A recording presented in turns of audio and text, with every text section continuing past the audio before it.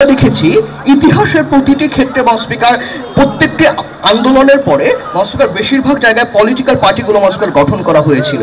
যেমন মাননীয় speaker Nelson ম্যান্ডেলার এএনসি পার্টি থেকে শুরু করে মাননীয় স্পিকার নিকাগোরার সারিস্তান পার্টি, সব জায়গায় পলিটিক্যাল পার্টি গঠন করে এই ধরনের রাজনীতিতে অংশগ্রহণ করা হয়েছিল। কেন এই জিনিসটি অত্যন্ত জরুরি, আমরা দুটি প্রিন্সিপাল জাস্টিফিকেশন দিব। প্রথম কারণ, আমরা মনে করি বৈষম্য বিরোধী আন্দোলন একটি জনগণের আন্দোলন ছিল। প্রত্যেকটা মানুষকে এই জিনিসটি বিশ্বাস করানো হয়েছিল তুমি তোমার দাবি নিয়ে কথা বলতে পারো, এবং এই স্বপ্নটি দেখিয়েছিলেন সেই বৈষম্য বিরোধী আন্দোলনে যে মানুষগুলো অংশগ্রহণ করেছিল তারা। সুতরাং আপনার যে ধরনের প্ল্যাটফর্ম আপনি তৈরি করে দিয়েছিলেন, মানুষজনকে সেই প্ল্যাটফর্ম দেওয়ার জন্য হলেও আপনার প্রথমত রাজনৈতিক দল গঠন করা উচিত। বা দ্বিতীয়ত, আমরা বিশ্বাস করি আপনার এই আন্দোলনে মানুষজন মাননীয় স্পিকার কেন অংশগ্রহণ করেছিল, কেননা মানুষ একটি পরিবর্তনের স্বপ্ন দেখে, মানুষ একটি পরিবর্তনের মাননীয় স্পিকার পরিবর্তন চায় বলে আমরা বিশ্বাস করি। এই বাংলাদেশে 1971 থেকে একটি রাজনীতি হয়ে এসেছে, হয়তো সেটি বাবার রাজনীতি, নয়তো সেটি মাননীয় স্পিকার জামাইয়ের রাজনীতি। সুতরাং আমরা বিশ্বাস করি এই পরিবর্তন তখনই সম্ভব হবে যে মুহূর্তে আপনি একটি দল গঠন করবেন। আমরা মনে করি এটি যদি না হয়, যত মানুষজন আমরা আন্দোলনে অংশগ্রহণ করেছিলাম এটি তাদের উপর একটি বিট্রেয়াল এবং এটি তাদের উপর প্রতারণার শামিল বলে আমরা মনে করি। এইটার ইম্প্যাক্ট মাননীয় স্পিকার এই পৃথিবীতে কোন জিনিসগুলো পড়বে, এখানে স্পিকার আমরা তিনটি আর্গুমেন্ট ব্যাখ্যা করব এবং পলিসি ব্যাখ্যা করব। আমরা বিশ্বাস করি স্পিকার বাংলাদেশের অসংখ্য মানুষজন রয়েছে যারা মাননীয় স্পিকার অত্যন্ত বুদ্ধিজীবী, যারা হয়তো বিদেশে থাকেন কিংবা দেশে থাকেন।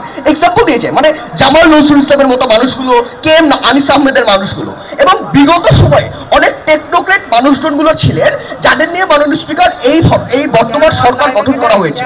আমরা মনে করি আমরা আমাদের বৈষম্য বিরোধী ছাত্র আন্দোলনের যে পার্টিটি গঠন করা হবে, পার্টির নাম কি আমরা জানি না, সেটা আমরা ভবিষ্যতে ঠিক করব, কিন্তু যে দলটি গঠন করা হবে সেখানে এই টেকনোক্রেটদের আমরা ইনক্লুড করব। দ্বিতীয়ত, আমরা সেখানে মাননীয় স্পিকার ওই বৈষম্য বিরোধী আন্দোলনকে নিয়ে একটি কমিটি গঠন করব যার মাধ্যমে একটি ম্যান্ডেট দেওয়া হবে।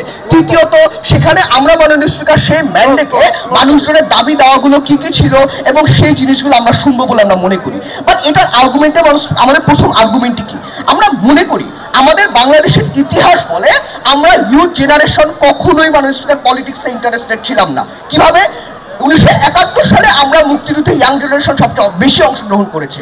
এর পরবর্তীতে দেখা গিয়েছে যে পলিটিক্স আমার জন্য না, পলিটিক্স সেই লাস্ট বেঞ্চের মানুষজনগুলো করে, এই মতবাদ প্রকাশ করা হয়েছে। For the very first time আমরা দেখছি বাংলাদেশের মানুষজন ফেসবুক থেকে সোশ্যাল মিডিয়ায় প্রচুর পরিমাণে পলিটিক্যাল ডিসকাশন করে, কেননা তারা নেতৃত্ব স্থানে ওই মানুষগুলোকে দেখতে পাচ্ছে যারা আপনার বয়সী, আপনার মতো মানুষজন। সেই কারণে আমরা মনে করি এইখানে মানুষজন ইউথ জেনারেশন পলিটিক্সে ইন্টারেস্ট ফিল করবে বলে আমরা মনে করি। বাট সেকেন্ডলি, আমরা আরো বিশ্বাস করি তখন পলিটিক্যাল ব্রেন গুলো হবে না। তাই তারেক মাহমুদের মতো মানুষগুলো বা মাননীয় স্পিকার একদম খালেদ বিন মহিউদ্দিন থেকে এই ধরনের মানুষগুলো তারা বিদেশে চলে গিয়েছেন, কারণ তাদের পলিটিক্সে কোনো ইন্টারেস্ট নেই বা তারা সমমনা কোনো রাজনীতিবিদদেরকে এখন দেখতে পাচ্ছেন না। সুতরাং আমরা মনে করি এই সকল জায়গাতে যখন আমরা তাদেরকে ইনক্লুড করতে পারবো, সেই মুহূর্তে ব্রেনের মতো জিনিসগুলো, পলিটিক্যাল মেন্টালিটি ওয়েস্ট হওয়ার মতো জিনিসগুলো হবে না বলে আমরা বিশ্বাস করি।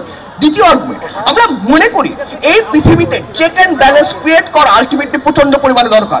বর্তমানে বাংলাদেশের রাজনীতি আপনি দেখুন, বর্তমানে আপনার আওয়ামী লীগের পরবর্তীতে কতদিনে ক্ষমতায় আসবে এটি বছর কেউ বলতে পারে না, বিকজ তারা যে হত্যাযজ্ঞ চালিয়েছে, যে নৃশংসতা চালিয়েছে, মানুষজনের এক্সেপ্টেন্স তাদের কাছে নেই। বিএনপি বা জামাত যদি আসে মাননীয় স্পিকার, একটি মুখস্থ রাজনীতি শুরু হবে। তারা এখন এসে আওয়ামী লীগ যে 15 বছর বলেছে তারা একই কথা বলবে যে বিকল্প কই তোমার কাছে। এই বিকল্পই আমরা মাননীয় স্পিকার প্রস্তাব করছি। এর ফলে তিনটি জিনিস হতে পারে, আমি নির্বাচনে জিততে পারি, আমি হারতে পারি, আমি তৃতীয় রাজনৈতিক দল হিসেবে আত্মপ্রকাশ করতে পারি। এই তিনটি জিনিসই কেন মাননীয় স্পিকার বেটার, কেননা আমরা মনে করি যদি নির্বাচনে হেরেও যাই, যদি তৃতীয় রাজনৈতিক দল হয়, আমরা গভর্নমেন্টকে প্রশ্ন করতে পারবো, গভর্নমেন্টের একটি অ্যাকাউন্টেবিলিটি ক্রিয়েট হবে বলে আমরা বিশ্বাস করি। আর্গুমেন্ট নাম্বার 3, আপনি পলিটিক্যাল পার্টি গঠন ছাড়া আর কোনোভাবে বাংলাদেশের রাজনীতিতে এনগেজ করতে পারেন না। ভাই, বাংলাদেশের নন পলিটিক্যাল অর্গানাইজেশন কারা? অ্যামনেস্টি ইন্টারন্যাশনাল, টিআইবি, এরা জীবনে কি করেছে? গভর্নমেন্ট এদেরকে কখনোই পাত্তা দেয়নি বলে আমরা দেখেছি। এবং হালের গণজাগরণ মঞ্চ, এটার নাম নিশানা কোথায়? ডক্টর ইমরান অবস্থান কোথায় এটা আমরা ভাই কেউ জানি না। সুতরাং আপনি রাজনৈতিক দল গঠন করার মাধ্যমে আপনি বৈষম্য বিরোধী জিনিসটা পলিটিক্স করতে পারবেন। বাট মুশকিলের ব্যাপারটা হলো, না হলে আপনি বিএনপির সম্মেলন দেখে সেখানে বলা হয়েছিল বৈষম্য বিরোধী আমাদের আন্দোলন, জামাত ইসলামের একজন ফেসবুকে পোস্ট দিয়ে আন্দোলনে লিড দিয়েছে আমরা। আপনাদের এই যে ব্যবসাটা শুরু হয়েছে, এই ব্যবসা বন্ধ করতে হলেও আপনার এই রাজনৈতিক দল গঠন করা উচিত।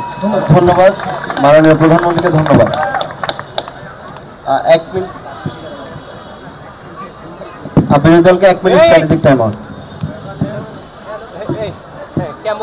কেমন চান এই আপনি লাইভে যান।